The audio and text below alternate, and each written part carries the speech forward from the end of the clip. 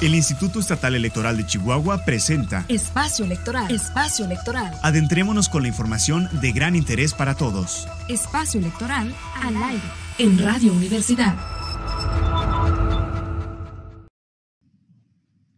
Hola, ¿qué tal? Muy buenas tardes, bienvenidas, bienvenidos a Espacio Electoral, este programa del Instituto Estatal Electoral de Chihuahua, donde les presentamos todo lo relacionado con el proceso electoral 2020-2021, que todavía sigue en curso y que todavía tiene muchas actividades, estén pendientes de ellas. Mi nombre es Rolando Nájera y es un gusto saludarles. Me acompaña, como siempre, Oksana Bolchanskaya, aquí en la conducción. Bienvenida, Oksana. Ella va a presentarnos la invitada que tenemos el día de hoy y el tema que tenemos el día de hoy. Adelante, Oksana. Muy buenas tardes a todas y todos quienes nos están escuchando en este día del jueves 5 de agosto. Y hoy tenemos una invitada especial que hace poco estuvo en Chihuahua, pero nos acompaña desde el estado de Tabasco. Ella es la maestra Roselvi del Carmen Domínguez Arévalo. Es consejera electoral del Instituto Electoral y de Participación Ciudadana del estado de Tabasco. También es vicepresidenta de la Asociación Mexicana de Consejeras Estatales Electorales, AMCE, con amplia trayectoria en materia electoral, tanto en la carrera judicial como en el órgano administrativo electoral, donde actualmente preside la Comisión de Servicio Profesional Electoral y es integrante de las comisiones de igualdad y no discriminación y de denuncias y quejas.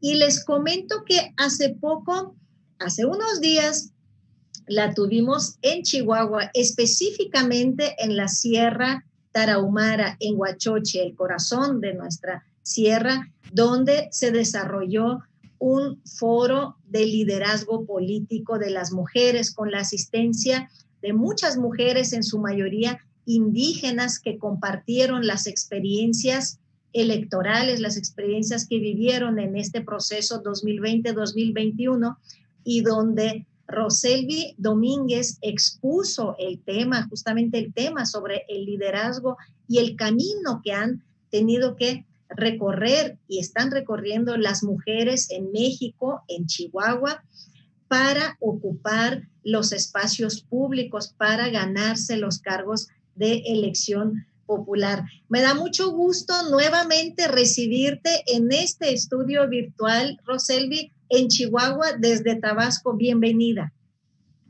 Al contrario, muchas gracias, Rolando, Oksana, por esta invitación. Muy, muy a gusto de estar con ustedes. El gusto es nuestro, consejera, y pues bueno, ya lo dijo Oksana, que estuvo la consejera con nosotros en Huachoche en este foro de liderazgo de las mujeres, de liderazgo político de las mujeres. Y bueno, hablar de liderazgo político de las mujeres es hablar de un tema del cual el Instituto Estatal Electoral y bueno, todos los institutos, creo yo, de la República están muy al pendiente del liderazgo político de las mujeres. El país está muy al pendiente del avance que se pueda dar en cuanto al liderazgo político de las mujeres y seguimos en este camino y gran parte de este camino lo ha recorrido la consejera Roselvi. Por eso hoy, consejera, y después de haberla escuchado en Huachoche con este tema tan amplio que bueno, creo que este programa no alcanzaría para poner todo lo que usted dijo en este foro, pero pues bueno, vamos a empezar por el principio. Vamos a hablar sobre qué es el liderazgo político, cómo lo definiría usted, cómo definirá usted este concepto y por qué es importante formar mujeres líderes en esta materia. Gracias, pues bueno, para mí es un ejercicio de representación que una colectividad reconoce en alguien. Alguien que es capaz de ser sensible a las necesidades de cada uno de los contextos, pero que tiene pues, por así decirlo, un don especial para gestionar resoluciones para esas necesidades, ya sea de su localidad, su comunidad, su municipio, su estado, su país. Y que, bueno, en el tema de las mujeres siempre ha habido liderazgos femeninos. Sin embargo, hasta ahora es que con motivo de varias reformas constitucionales hemos llegado a que obligatoriamente se tenga que otorgar esos liderazgos, pero ya de papel, de un cargo. En la toma de decisiones, mitad y mitad para hombres y mujeres, y a eso es lo que le llamamos paridad. Pero definitivamente en las comunidades, en las colonias, en cada uno de los contextos que pudieras referir, siempre ha habido liderazgos de mujeres. Sin embargo, hasta ahora es que se reconocen y se tiene la consideración para que forzosamente tengan que estar en la mitad, por ejemplo, de los congresos, tanto locales como el federal, en la mitad de los ayuntamientos, de las regidurías y, bueno, en todo aquel espacio de poder y de toma de decisiones. Muy bien, muchas gracias. Y justamente hablando de liderazgo político de las mujeres, y me acuerdo mucho de la plática que diste en Huachochi a las mujeres que se reunieron ahí en un espacio, por cierto, muy ameno, en medio de un bosque. Es que estar en Huachochi es estar en contacto con la naturaleza directo. Referiste a las precursoras, a las mujeres que empezaron esta lucha para que las de hoy podamos gozar de estos derechos. Y en este sentido, sí te quisiera pedir que nos refrescaras también la memoria de quiénes son estas mujeres y qué fue que lograron para que ahora podamos hablar de los avances en materia de paridad y en materia de participación política de las mujeres. Gracias. Pues normalmente cuando vemos el nombre de una calle o de una escuela, en la mayoría vemos, y en las referencias en los libros, nombres de hombres, ¿no? En la historia las mujeres han sido muy poco referidas, pero de algunas que sí se ha dado cuenta en los libros, pues son varias, ¿no? Y quisiera empezar, ¿no? de atrás para adelante, ¿no? En la antigüedad, por ejemplo, yo hice referencia allá en Huachochi a Hipatia de Alejandría. Hipatia era una científica, una filósofa, una matemática, una astróloga, y ella tenía a cargo la biblioteca más grande de la época, que era precisamente la Biblioteca de Alejandría. Entonces ella estaba inmersa en todo ese conocimiento y pues era la más feliz de poder tener a la mano todo el saber, toda la ciencia de la época, pero además lo que estaba a la vanguardia en aquellos años. Sin embargo, ella tuvo el infortunio de que se fijase como mujer en ella un hombre que tenía poder en esa época. Y al rechazarlo, al decirle que pues a ella no le interesaba la vida doméstica, ni los hijos, ni nada de eso, ni casarse, pues empezó su persecución, pues porque eso no era bien visto, ¿no? La mujer estaba diseñada para casarse, para tener hijos, servir a su esposo. Y yo comenté, para hacer una alusión que quede muy, muy plasmada en la mente de las personas, así sucedió conmigo cuando lo leí, que después de acusarla de hereje, bueno, de tantas cosas, de traidora, etcétera, su final de Hipatia de Alejandría, una mujer brillante, fue atravesada con un aparato que se hacía en esa época para torturar y matar, que entraba por el ano y salía por la garganta. Eso fue el pago por la osadía de querer estudiar y no pretender hacer una vida de familia o con hijos, que es algo totalmente en nuestra época pues es algo totalmente, es un derecho, ¿no? De cada quien ejerce. Luego hubo la Revolución Francesa, muchos años después, la Revolución Francesa, y todos recordarán que se hizo la Declaración de los Derechos del Hombre. Entonces surgió por ahí una pensadora, una activista férrea, que pues la historia tiene otro nombre real, pero la historia la registra como Lynn de Gouges, y ella hizo la Declaración de los Derechos de la Mujer, porque se percató que pues todo hacía referencia a los hombres como si las mujeres no fueran ciudadanas o no tuvieran derechos. Y ella decía que si la mujer tenía derecho tenía o podía ser castigada con la horca, pues también tenía derecho a todas las demás prerrogativas que los hombres tenían. Y bueno, esto también le costó la vida. Olympe murió decapitada por estas ideas, ¿no? Y este activismo. También ella en aquellos años, más o menos en los años 1700, a finales de los años 1700, ella fue de las primeras personas que habló acerca del derecho a elegir, los derechos reproductivos. Entonces, pues le costó definitivamente la cabeza, imagínense.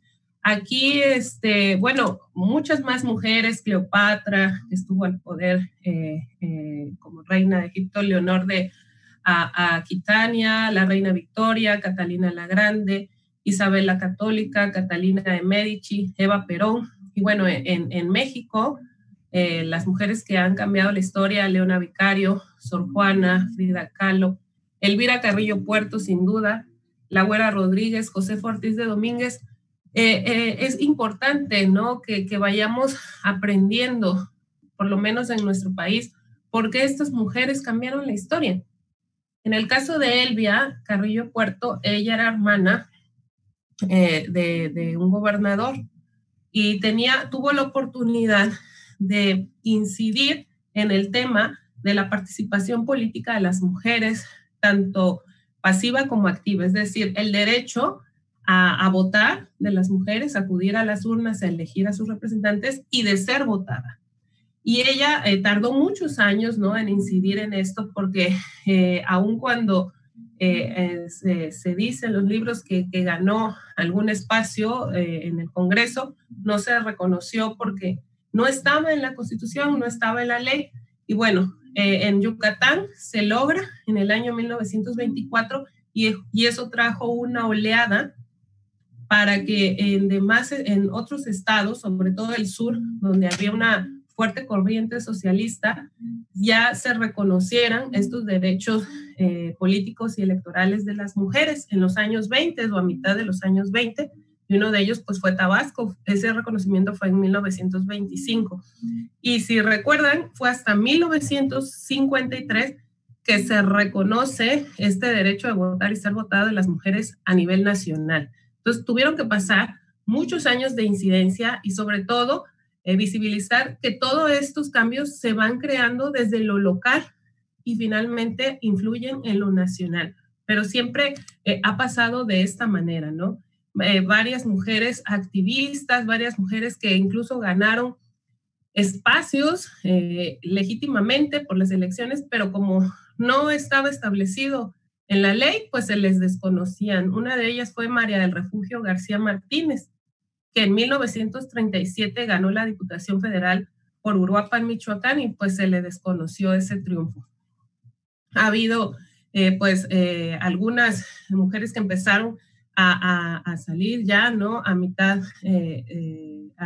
mediados del siglo pasado, como por ejemplo la primer gobernadora mujer que fue gobernadora de Colima, doña Griselda Álvarez Ponce de León, y bueno, algunas otras mujeres que han sido las primeras, ¿no? Por ejemplo, doña María Cristina Salmorán, ella fue la primera mujer ministra de la Suprema Corte de Justicia de la Nación. Por ejemplo, doña Rosario Ibarra, ella fue la primera mujer en postularse para la presidencia de la República.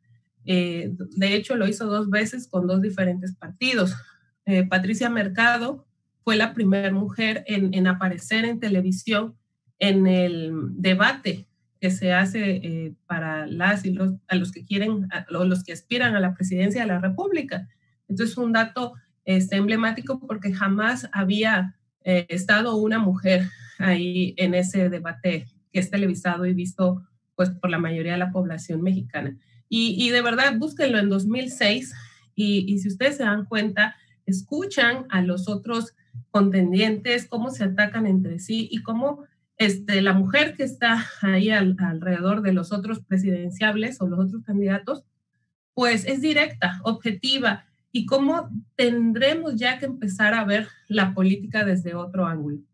Y bueno, mujeres que a través de su filosofía o con lo que escriben, sus tratados, como Simone de Beauvoir o Virginia Woolf, han inspirado las luchas feministas y todos estos activismos a favor de los derechos de las mujeres.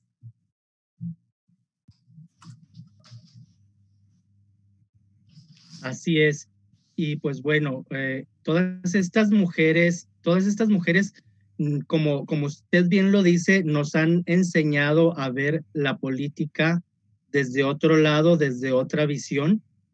Y pues bueno, toda esta historia y todas estas mujeres de las que ya nos ha hablado, fueron las precursoras de este movimiento que ahora ya tiene unos resultados. Vamos a hablar de esos resultados, vamos a hablar de cómo nos encontramos en estos momentos en cuanto a paridad de género a nivel país, a nivel federal, qué avances hay y qué considera usted que hace falta en este tema. Bueno, pues ahora mismo estamos haciendo desde la Asociación Mexicana de Consejeras Estatales Electorales un barrido de información en cada una de las entidades de a ver cómo quedó finalmente constituidos, por ejemplo, los congresos locales o los ayuntamientos y las regidurías. Y bueno, con gran gusto vemos cómo la mayoría de los estados en lo que tiene que ver con el tema de la integración final del Congreso local, casi todos, a excepción de 4 o 3 estados, quedaron abajo del 50%. Pero, o sea, de los 32 estados, la gran mayoría están en el 50% para arriba, lo que para nosotros significa un gran logro, porque la paridad se tiene que ver como un piso, es decir, las autoridades tenemos que garantizar que mínimamente la mitad de las personas que conforman un órgano o que integran un órgano, mínimamente la mitad sean mujeres. Lo que venga de ahí, de ese piso del 50% para arriba, es ganancia. Pero mínimamente nosotros tenemos la obligación de vigilar que así queden integradas los órganos que sean los congresos, los ayuntamientos, bueno, con la paridad en todo, que ya es un tema más abierto porque tiene que ver con todos los ámbitos, es decir, municipal, local y federal, y con los 3 poderes, es decir, el legislativo, el ejecutivo y el judicial, se tiene que garantizar por parte de las instituciones del Estado que exista por lo menos la mitad de mujeres en cada uno de los órganos donde vaya a haber cargos de poder, ¿no? Entonces, así es como tenemos ahorita mismo el mapeo de las entidades federativas. Hay algunos estados que en sus leyes o en su constitución tienen previsto que no pueden asignar, por ejemplo, las diputaciones o las regidurías de representación proporcional, este principio de representación proporcional que se les llama las plurinominales, hasta en tanto se hayan terminado las impugnaciones. En algunos que tenga que ver con el tribunal local y otras hasta el final. Pero en la gran mayoría de los estados la asignación se hace muy pegado o muy cerca del día de la jornada electoral. Entonces la mayoría de los estados ya han asignado pluris, por eso es que ya tenemos el mapeo de todo el país. Sin embargo, gracias a las acciones afirmativas que se han realizado, es que tenemos muy en cuenta las autoridades electorales, los OPLES, de que la paridad se da tanto en el registro, es decir, que al momento de registrar las candidaturas se tienen que registrar mitad y mitad, y en el caso que los números son impares, en muchos casos, en muchos estados, ya está establecido que ese impar pues, le corresponde a una mujer, porque recuerden lo que les comenté, el mínimo o el piso es la mitad, y ni modo que ponga media mujer, ¿verdad?, para poder dar la mitad. Entonces, ahí es donde se habla del 50+1. Forzosamente tiene que ser una mujer más para poder cumplir con esta cuota, por así decirlo, o este piso mínimo de la mitad que sean mujeres. Entonces, cuando es impar, sube una mujer más, 50+1. Entonces, cuando haces el registro de candidaturas, tiene que ser mínimo la mitad de mujeres. Pero si al momento de las votaciones no queda integrado un ayuntamiento o un congreso de forma paritaria, pues ahí es donde entran los ajustes, los mecanismos de ajustes que los OPLES estamos obligados o que ya hicimos por acuerdo, ya están aprobados en lineamientos, para que finalmente la integración final quede paritaria, y eso lo hacemos la mayoría de los estados a través de las plurinominales precisamente. Y así es como se ha logrado que la gran mayoría del país, es más, yo creo que solo 3 estados van a quedar por debajo del 50% y que eso será sujeto de análisis. ¿Por qué no quedaron el 50% y qué les hace falta hacer? Pero todos los demás estados en los congresos está arriba del 50%, lo que nos da muchísimo gusto. Pero en el tema de los ayuntamientos, ahí sí que nos hace falta progresar. Por ejemplo, yo pudiera comentarles que de los datos que tenemos ahora mismo, solamente, a ver, aquí tengo aproximadamente 1, 2, 3, 4, 5 estados de la República quedaron con una integración, quedaron con la mitad de sus ayuntamientos a cargo de mujeres y a cargo de hombres. De hecho, Ciudad de México quedó mitad y mitad, Baja California quedó en un 60%, Colima igual en un 60% de mujeres, Quintana Roo quedó en un 63% y Baja California Sur, pues bueno, tiene nada más 5 municipios, ¿verdad? Pero de esos 5 municipios, 4 van a estar presididos por mujeres. Entonces, ellos se llevan el 80% Baja California Sur.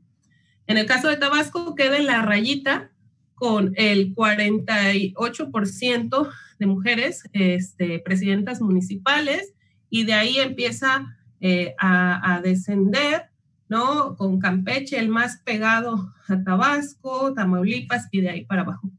Pero sí llama la atención que en algunos estados, como por ejemplo en Jalisco, que se logró un gran número de mujeres en el Congreso, más allá del 50%, aproximadamente el 70% o el 60% de mujeres en el Congreso local de Jalisco, ya al momento de los ayuntamientos ande por más o menos como el 21% de mujeres presidentas. Entonces, hay que ver qué es lo que falta, qué mecanismos hacen falta para que las titulares de las presidencias municipales pues sean más mujeres, por lo menos la mitad. Y si bien, gracias a las acciones afirmativas que también hemos implementado, que establecen que si tú postulas un hombre hasta arriba, ¿no? En la presidencia, pues el que siga tiene que ser una mujer en la sindicatura. Y ahí sí tenemos muchísimas síndicas que finalmente, bueno, en la mayoría de los estados, en la figura de la síndica es la representación o quien representa al ayuntamiento, quien tiene esa representación jurídica, incluso la representación administrativa del ayuntamiento. Y si bien es un cargo sumamente importante, todavía no es el máximo, ¿no? Y pues hemos tenido conocimiento de múltiples sentencias, resoluciones de los tribunales electorales, sobre todo los federales, donde se les condena a varios presidentes municipales por actos de violencia política contra las mujeres, precisamente a las síndicas, porque muchas cosas no las pueden desarrollar como quisieran por no estar, no tomar en cuenta, ¿no?, a esta representante jurídica, a esta representante administrativa que es la síndica. Nos hace falta avanzar mucho más hacia eso. Pero bueno, sin duda, todas estas acciones que han implementado en algunos estados, ya por ley, está previsto tanto la paridad como la violencia política contra las mujeres. En la mayoría de los estados no es así. Es decir, todavía hacen falta muchísimas leyes o ya en lo local para irse armonizando con lo que existe a nivel federal. Incluso podríamos decir que hubo algunos retrocesos en la ley. Por ejemplo, en materia de paridad, la gran mayoría de los estados logramos que para las diputaciones plurinominales, el lugar donde estuviera mejor posicionado el partido político, esas listas fueran encabezadas por planillas de mujeres. Así estaba establecido ya en casi todos los estados. Y eso es lo que hacía que accedieran mucho más mujeres a esos cargos, ¿no?, plurinominales, y pues ahí con ellos se ajustara el Congreso paritariamente. Pero en la ley quedó establecido, en la ley nacional, que esos mejores lugares iban a irse rotando entre los géneros en cada proceso electoral. Pero ¿cómo? Si tenemos una brecha histórica gigante de participación de los hombres y todavía estamos compensando para que se equilibre, ¿no?, como esta línea de tiempo entre hombres y mujeres, ¿cómo va a poder hacerse de manera acelerada a como se ha comprometido el Estado mexicano de manera internacional si se va rotando en cada proceso electoral? Entonces hay algunas cosas que las legisladoras pues se han dado cuenta, los legisladores se han dado cuenta que más bien no fue un avance, sino fue un retroceso, y que hay que irlos modificando para el próximo proceso electoral. Hubo, sin duda, algunos estados que supieron cómo se materializaban estas acciones y dijeron, no, aquí va a quedar tanto el número impar como la mejor, el primer lugar de la circunscripción mejor posicionada de cada partido a favor de mujeres. Y así quedó. Aunque la nacional dijera una cosa, eso no quería decir que la legislatura estatal tendría que pasar a pie puntilla la reforma nacional, sino cada quien fue haciendo un análisis y dijo, bueno, esto no ayuda a las mujeres realmente, entonces hay que modificarla y se va a quedar así, porque incluso pues es un retroceso, ¿no? Entonces el derecho y sobre todo los derechos humanos, pues sabemos que son progresivos y cada vez tienen que hacerse más amplios y no al revés. En ese sentido, pues fueron avalados en algunos de los estados de la República de esta forma más progresista. Y bueno, también otro de los avances que se tuvieron y que podría decirse que es otro tema, pero dijeran acá, va junto que pegado, es el tema de violencia política contra las mujeres. Porque al haber mayor participación de mujeres o más garantías para que exista un equilibrio entre los géneros, pues desafortunadamente existe más violencia. ¿Por qué? Porque somos las nuevas, somos las intrusas, somos las que acabamos de llegar, porque si revisan la historia, pues eran los señores, ¿no? Los que estaban siempre. Y las que llegan ahora, por así decirlo, por una obligación de la ley, pues somos las mujeres. Y ahí es donde empieza ya este nuevo juego de expresiones o de acciones o de conductas en contra de las mujeres. Y algo que pudo salvar el año 2020 que comenzamos con esta pandemia, pues fue precisamente el hecho de que se hayan publicado no nada más aprobado por ambos, por el Senado y por el Congreso de la Unión, sino incluso por haberse publicado en el diario oficial de la Federación estas reformas en materia de paridad y de violencia política contra las mujeres. Y ahora pues ya se pueden sancionar todas estas conductas que yo les comentaba allá en Huachochi, que el tema de que no te den prerrogativas, no te den dinero para hacer campaña, no te den recursos materiales o recursos humanos, eso es violencia política contra las mujeres. Muchas no lo saben, muchas llegan o sea, cuando lo escuchan, ellas pensaban que les habían hecho un favor y que por eso tenían que sacar de su bolsa o endeudarse para poder hacer su campaña. Y pues nada más lejos de la realidad. Al regularse la Ley General de Acceso de las Mujeres a una Vida Libre de Violencia, entre otras leyes, otras reglamentaciones, pues ya se establecen esas conductas o esas expresiones que pueden constituir violencia política contra las mujeres.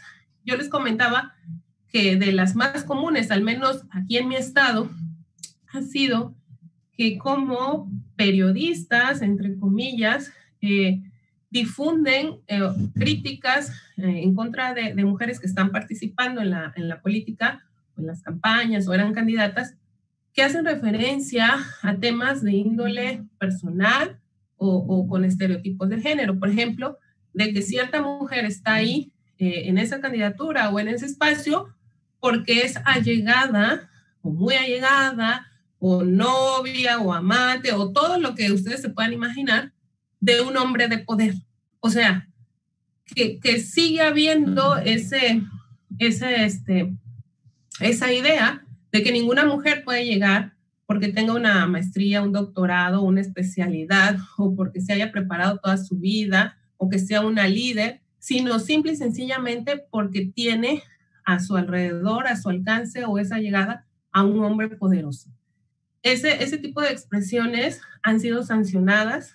El OPLE Tabasco es uno de los 4 OPLEs que sí resuelven los procedimientos especiales sancionadores y hemos sancionado a ese tipo de personas. Y no nada más a quienes lo hacen, ¿no? Lo escriben, y se les hace muy bonito y lo publican, sino también hemos sancionado a quienes lo retuitean o lo comparten. Y hace unos días, la Sala Regional Jalapa, que es nuestra sala que corresponde por circunscripción, mencionó que no nada más a quien lo hace, sino también a quien lo comparte y que debemos de evitar todo este tipo de expresiones que denigren a las mujeres por temas de género. No es lo mismo, pues, decir de que una mujer está ahí en ese espacio gracias a sus favores sexuales que un hombre. De hecho, pues eso jamás se dice, ¿no? Jamás se dice de que fulanito de tal está en ese cargo porque es el novio o el amante de fulana. Jamás, eso no lo escuchamos. O no escuchamos críticas hacia los políticos por su apariencia, por la forma en que luce o por sus relaciones interpersonales. Es más, es como admitido de que el hombre tenga más de una relación. Entonces, ahí es donde va modificándose, ¿no?, el lenguaje. Y cuando te refieres a una mujer, lo haces con esa carga de sexismo, con esa carga de machismo o esa carga de estereotipos, ¿no?, de cómo se supone debería ser una mujer y cómo se supone debería ser un hombre, ¿no? Y que la mujer tendría que estar en su casa y que el hombre sí está apto para la vida pública. Yo recuerdo que hace como 2 procesos a una candidata así le preguntaban, oiga, pero ¿y dónde va a dejar a sus hijos? O sea, si usted anda allá afuera en la campaña. Eso jamás se lo preguntan a los hombres cuando pues también son papás, ¿no? Y la crianza pues debe ser compartida. ¿Por qué no se le pregunta a los hombres dónde van a estar sus hijos o quién va a cuidar y criar a sus hijos mientras él está en campaña? Entonces, esa diferencia o ese impacto diferenciado al momento de hacer una acción o una expresión en contra de una mujer política es lo que constituye básicamente la violencia política contra las mujeres. Por ejemplo, el solamente aventarte las actas o los documentos para que los firmes sin que te hayan llamado previamente a analizarlos, a debatirlos, y que solamente busquen tu firma porque si no, o sea, no está completo el documento, sin haberte dado toda la información completa, sin que tú estés enterada de qué se trata, eso es violencia política contra las mujeres. Y eso se ha venido realizando todos estos años hacia las mujeres que han ocupado cargos, y que incluso recuerdo muy bien que en la exposición de motivos de estas reformas del 13 de abril de 2020, ahí se hace una relatoría donde dice que se juntaron muchas mujeres y con base a esas experiencias que habían tenido, es que se constituyeron estas 22 expresiones que pudieran constituir violencia política contra las mujeres. Yo las invito a que vean la Ley General de Acceso de las Mujeres a una Vida Libre de Violencia, es el artículo 20 bis, el reformado, y ahí vienen esas 22 conductas.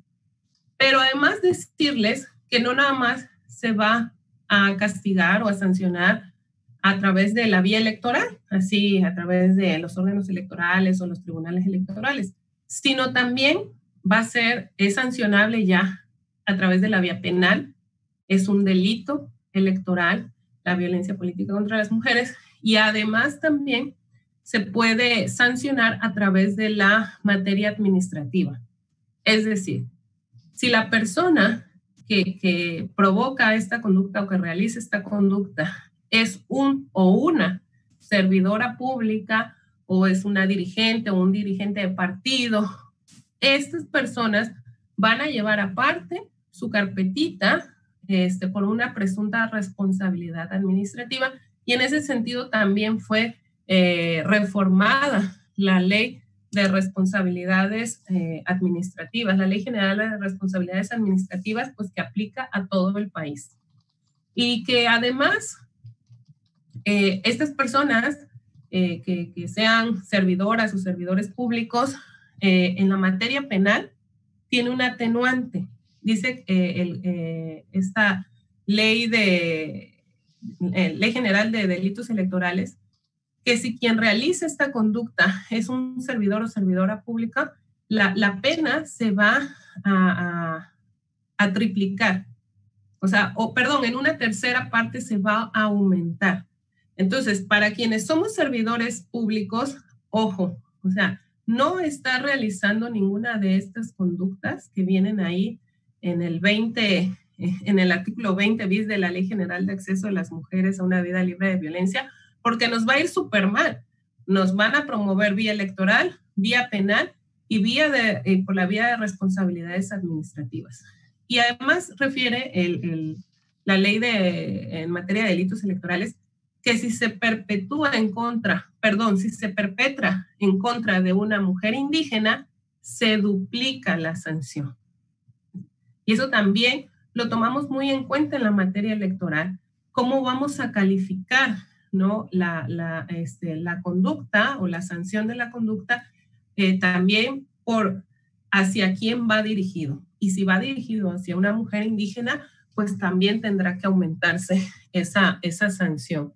Y bueno, hemos tenido grandes avances. Sin duda hay muchas áreas de oportunidad, pero precisamente este tipo de conversatorios o las asociaciones que estamos a nivel nacional, nos juntamos siempre para ver cuáles son los resultados que se tuvieron, por ejemplo, en este proceso electoral, y cuáles son las acciones que faltan. Pero pues yo podría decirle aquí a la ciudadanía, a las personas que nos están viendo, que finalmente este es un tema estructural y cultural, educativo, y que a veces las mismas mujeres no permitimos avanzar o que avancen otras mujeres porque estamos criadas y hechas de forma machista, patriarcal, y no reconocemos ni siquiera entre nosotras mismas el potencial que tenemos como mujeres. Y tenemos que tener ese reconocimiento entre nosotras, no nada más hacia la igualdad económica, sino hacia la igualdad de oportunidades. Estos son como que las bases para que podamos desarrollarnos en cualquiera de los ámbitos que nos querramos desarrollar, que tengamos un sustento económico y que podamos hacerlo en igualdad de oportunidades, que yo pueda hacer la actividad que a mí me plazca, al igual que mi esposo o al igual que mis hermanos, ¿no? También respetar la autonomía de las mujeres para decidir sobre sus intereses, sobre sus cuerpos, porque pues son diferentes, ¿no? Las responsabilidades que se vienen a hombres y a mujeres. La vida familiar con responsabilidades compartidas. Si se pelea la mitad del poder, pues la mitad de las responsabilidades domésticas pues también tienen que ser para los hombres.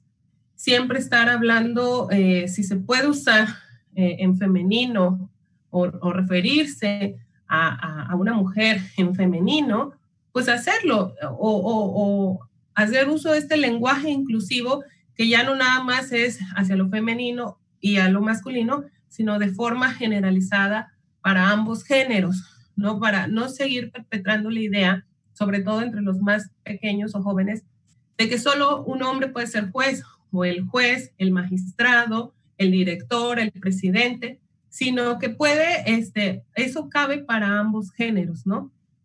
Eliminar sobre todo estas formas, cualquier forma de violencia, no nada más quien lo haga, sino quien lo permite. Si, por ejemplo, hay alguien que preside o dirige una reunión y se está dando cuenta que otra persona está violentando a uno de los integrantes de ese órgano, de ese consejo, no sé, también cae en una responsabilidad, porque él tiene la potestad de parar a la persona, pues pedirle que deje de hacerlo y prevenirlo, ¿no? De cuáles podrían ser las consecuencias si continúa con ese tipo de conducta en ese lugar donde él es el que manda, donde ella es la que manda.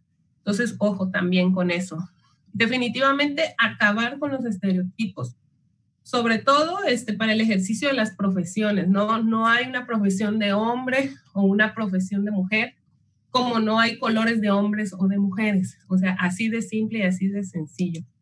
Entre las mujeres, pues reconocernos, lo que yo les decía, reconocernos que no somos todólogas, que en algunas cosas no somos las mejores, que mi compañera es mejor que yo en tal situación y que entonces se le tiene que dar el espacio y el apoyo para que ella siga impulsando desde ahí en lo que ella es experta y tiene mucho más habilidad.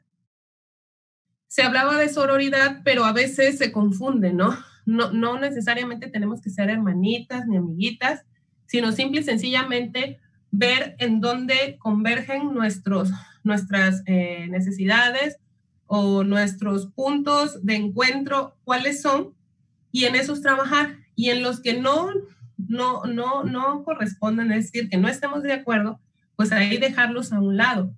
Pero que sean más los puntos de encuentro y en eso salir adelante o sacar adelante para que esos en donde no estamos de acuerdo, pues no nos dividan y no nos dejen más débiles como colectivos o sociedad en general de mujeres, ¿no? Trabajar siempre en redes, la única manera de salir adelante, de saber cuáles son las situaciones que ocurren en todo el estado, en todo el país, incluso en todo el mundo, pues es a través de redes, ¿no? De redes, de asociaciones, de colectivos, estar enterada, no nada más de lo que existe aquí en mi ámbito, en mi lugar, sino lo más amplio posible para poder hacer comparativos y ver formas, o sea, cómo le resultó allá, eso me puede resultar a mí y lo puedo yo traer para acá. Y bueno, estos serían algunas de las situaciones. Por ejemplo, para las instituciones, pues, que exista voluntad política real, o sea, más allá de los discursos. Porque, bueno, a mí me ha tocado ver cómo si hay personas muy, muy pro género y muy pro paridad y muy pro de los derechos de las mujeres y todos los días naranja están vestidos de naranja, pero a la hora, por ejemplo, de emitir un acuerdo, un lineamiento o de votar por un acuerdo, un lineamiento o a la hora de votar, por ejemplo, una sentencia, pues ahí no se refleja ese discurso tan bonito que habían dado unos días antes. Entonces tendría que materializarse realmente esa nueva perspectiva que incluso ya está en la Constitución, ya está la paridad con perspectiva de género como un principio de la actividad electoral. Entonces así tendría que ser, ¿no? Estar armonizado el actuar con el decir. También, pues todo lo que hace falta en materia de armonización de las leyes. Si bien algunas cosas de la reforma federal o nacional o general, pues se quedaron cortas, hay estados que están peor, mucho peor, y que incluso los soples le tuvimos que entrar para poder transitar este proceso electoral, porque si no lo hizo el Estado, no lo hizo el legislativo, pues quedaba a cargo del OPLE, pero era solo por este proceso electoral. Entonces, ahí legisladores, legisladoras, activistas, colectivos, pues estar muy pendientes que cada uno de sus estados se ponga al día y que armonice todo lo que tenga que ver o todo lo que le hace falta en materia de paridad y de violencia política. En materia de paridad, por ejemplo, yo estoy segura que no se han metido en cómo van a integrar paritariamente el Tribunal Superior de Justicia, cómo van a integrar paritariamente las direcciones de los ayuntamientos, cómo van a integrar paritariamente las secretarías de gobierno. Eso no está. O dentro del mismo legislativo, nada más se enfocan hacia, pues precisamente legisladoras y legisladores. Pero a ver, hay áreas dentro de ese órgano que son de toma de decisiones, son de poder. Ya está establecido cómo se va a integrar paritariamente sus órganos. No, o sea, hace falta muchísimo. El año pasado sí hubo varias reformas, como a 80 y tantas leyes, pero a nivel nacional, que tienen que ver con todas esas integraciones, incluso hasta de organismos como el Banco de México, es decir, muchas instituciones que forman parte del Estado mexicano, se hicieron las reformas, pero a nivel nacional. Pero a nivel local hay que voltear a ver todo lo que hace falta, ¿no? Todas esas leyes orgánicas de los municipios, del Tribunal Superior de Justicia, del Legislativo, ¿qué es lo que le hace falta para que este principio de paridad, que ya está en la Constitución, pues permee en cada una de las leyes, de los reglamentos, de las normas que existen en cada estado? Crear políticas institucionales y campañas sobre equidad de género, igualdad sustantiva, respeto e inclusión. Eso lo tenemos muy claro los soples. Esta entrevista pues se trata precisamente de esta política institucional, ¿no?, que tiene el IE Chihuahua, de estar en todo momento informando o capacitando a la ciudadanía, a su mismo personal, sobre la igualdad sustantiva, el respeto y la inclusión. Y bueno, frenar, evidenciar cualquier tipo de abuso o discriminación hacia las mujeres y hacia cualquier otra persona que pertenezca a algún grupo vulnerable. Y pues lo que les decía, ¿no?, juzgar con perspectiva de género, que a veces eso nos quedamos cortos, ¿no?, de que una cosa es nuestro decir y otra cosa es nuestro hacer. Así es. Vaya, un muy amplio recorrido nos diste, consejera Roselvi, tanto de los avances en materia electoral, ya con las reglas de paridad, como en materia de violencia política en razón de género. Y antes de cerrar este espacio electoral, yo sí te quiero preguntar, ¿qué impresión te dejó Chihuahua? Por supuesto, hablando de estos temas de los que tú te referiste ahora, ¿qué escuchaste de los testimonios de las mujeres en Huachochi, las mujeres indígenas en su mayoría que participaron en la carrera política, y cómo se reflejan estos testimonios en estos temas que nos acabas de ilustrar de una manera tan interesante y tan documentada? Pues siempre es importante ir a los contextos y tener de primera mano las experiencias de las personas. Y pude constatar el nivel de principios y valores que tienen las mujeres rarámuris, las mujeres tarahumaras, de cómo aun cuando existan algunas reglas, ¿no? Del Estado mexicano, ellas mismas tienen sus propias reglas de valores, de principios, que no las somete más que su formación, ¿no? Y que están convencidas de que es el modo correcto de actuar, un modo ético de actuar. Eso me encantó. Me encantó el que sepan o que se sepan que hace falta mucho, ¿no? Que por avanzar a favor de las mujeres tarahumaras, pero que existan liderazgos que estén comprometidos a ayudarlas y a sacarlas adelante.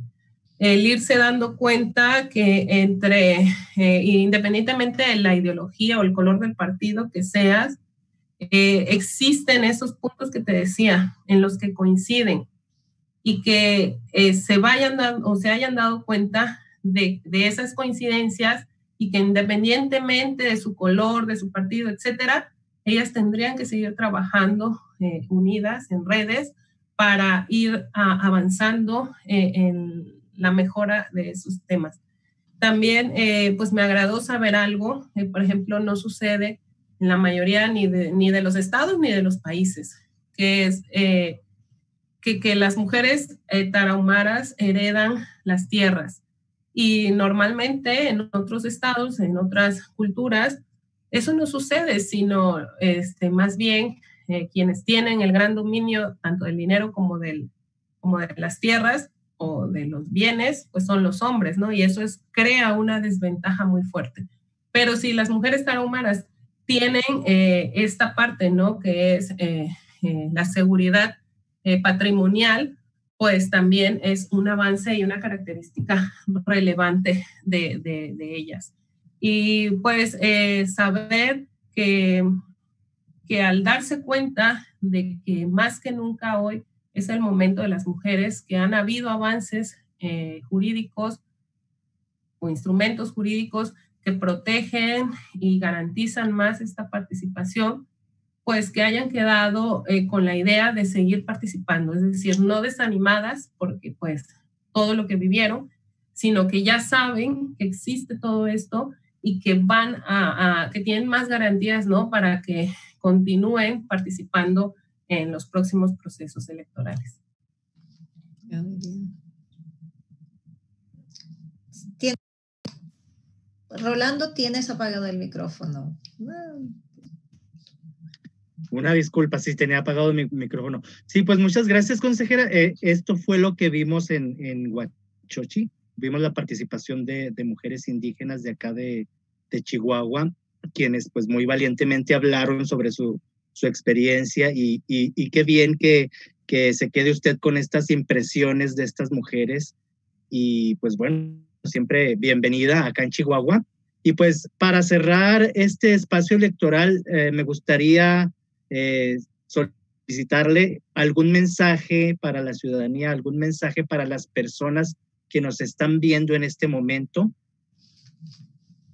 Claro, pues bueno, yo sé que cada estado es diferente. Por ejemplo, acá yo les hablaba que en los años 20, a inicio de los años 20, se reconoció el derecho de las mujeres a votar y ser votadas, porque había un gobierno socialista o identificado con el socialismo abiertamente y plenamente. Y eso estaba de esa forma en el mundo, pues habían estos contextos en el mundo. Entonces, en esos años, en los años 20, en Tabasco, no nada más se reconoció la participación política de las mujeres, sino también la integración al mundo laboral. Y otra cosa que sucedió por acá fue que se hizo un total, bueno, no nada más fue una división del tema de la iglesia y el poder, sino fue una persecución, o sea, ya esto fue extremo, ¿no? Una persecución total al tema religioso, al grado de que pues nosotros no decimos adiós porque dice Dios, sino decimos adiós porque estaba prohibido todo lo que tuviera que ver con Dios. Entonces eso hizo que pues las personas tal vez fueran un poco más liberales, ¿no? Un poco más libres, y que mujeres pues ya desde los años 20 integradas, ¿no? A la participación, política y al trabajo, a la vida económica, pues hiciera personas más libres, más liberales. Y que pues en cada estado es diferente, ¿no? Pero en todos, aún con que se haya dado temprano o tarde, persisten los estereotipos de dónde debe de estar cada género. Que, por ejemplo, un hombre que se queda en su casa y que él es el encargado de alimentar a sus hijos o de criarlos o llevarlos a la escuela, etcétera, pues no, hombre, le va súper mal, ¿no? Le va súper mal, es un mantenido, es un, ¿cómo le dice? Bueno, un montón de adjetivos que le hacen, pero que son discriminatorios totalmente. Y si es viceversa, si la mujer sigue llegando tarde porque está trabajando, si la mujer se encuentra en varios proyectos y se la pasa la mayoría del tiempo fuera de la casa, siguen habiendo este tipo de acusaciones conforme a los estereotipos de género que existen, en algunos en mayor o menor medida. Entonces, lo que tenemos que ir visualizando, que esto es un tema, como les decía hace rato, cultural, educativo, y que si queremos realmente tener una sociedad más democrática, más inclusiva, pareja para las generaciones venideras, pues que hagamos lo propio con esa educación y con nuestras mismas expresiones que hacemos hacia los más pequeños. Que vayamos haciendo todo lo más posible por leer, por estudiar. Si no sabemos del tema o si solamente es nuestro sentido común lo que nos inspira a dar un criterio o una opinión, pues que vayamos más allá del sentido común y leamos y profundicemos en los temas, sobre todo en estos que ahora mismo han creado en algunas personas como mucho encono. Yo veo algunos chats donde algunas personas defienden, ¿no?, el tema de la igualdad sustantiva, y cómo entre más defiendas, más entra personas a pelear o a decir en contra, pero incluso hasta llegar al tema, yo veía hace en unos días que de golpes, ¿no? O que de golpes y que si yo tuviera tal persona enfrente y que eso no tiene que ver con la igualdad y cosas ya burdas, pues que tú dices, a ver, aquí definitivamente no hay ni análisis, ni hay empatía y mucho menos estudio y análisis. Hacer un esfuerzo, eso es lo que tenemos que hacer para reeducarnos y cada día hacer un poquito más para que tratemos en igualdad de condiciones a hombres y a mujeres. Y que esto es hasta un tema económico, porque en el censo de 2020, pues salimos como la mayoría, las mujeres y las niñas, ¿no? Entonces, si esa mayoría de la población se encuentra económicamente activa, pues sí o sí va a repercutir sobre la otra mitad de la población. Es un tema que beneficia finalmente que las mujeres puedan desarrollarse en lo que les guste, en la actividad económica que les guste, de manera libre, porque ahora sí que a fuercitas va a beneficiar a la población en general y que se pueda hacer en un ambiente pues de igualdad de oportunidades y libre de todo tipo de violencia. Entonces, abrir nuestra mente, empezar a estudiar, empezar a preguntar, empezar a ser empáticos con estos temas, porque no es una moda, no va a pasar en unos 5 o 10 años.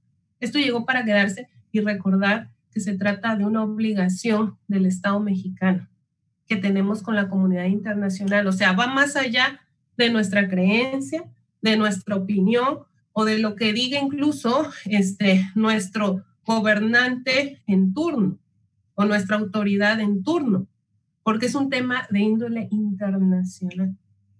Muchísimas gracias. Muchas gracias a la consejera Roselvi Domínguez Arévalo, la consejera electoral de Tabasco, también vicepresidenta de la Asociación Mexicana de Consejeras Estatales Electorales, por brindarnos este espacio, el tiempo y esta charla tan nutrida y tan llena de información.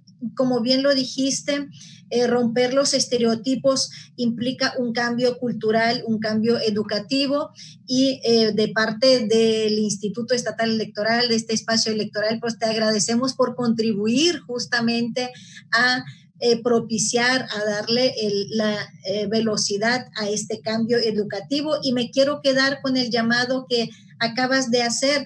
Hagamos el esfuerzo para reeducarnos, hagamos el esfuerzo para ser más tolerantes, más respetuosos de los derechos humanos de todas y todos. Hagamos el esfuerzo de vivir nuestra vida con los valores democráticos, que es justamente todo esto de lo que platicamos a lo largo de este espacio electoral y de lo que hablamos en cada uno de los espacios electorales. Y sobre todo, quiero agradecer a todas y a todos quienes nos acompañaron durante esta charla. Les recuerdo que quienes no alcanzaron a escucharla desde un inicio, ahí se queda, en las redes, en el Facebook del Instituto Estatal Electoral, en el canal de YouTube. En cualquier momento lo pueden abrir y volver a escuchar, tomar nota y reflexionar acerca de los temas que nos acaba de compartir Roselvi Domínguez. Gracias, Rolando Nájera, y gracias a todas las personas que nos acompañaron esta tarde. Hasta la próxima. Hasta la próxima, gracias. Un abrazo, hasta luego. Esto fue Espacio Electoral. Espacio Electoral, el programa del Instituto Estatal Electoral de Chihuahua. Los esperamos en la próxima emisión por esta frecuencia universal.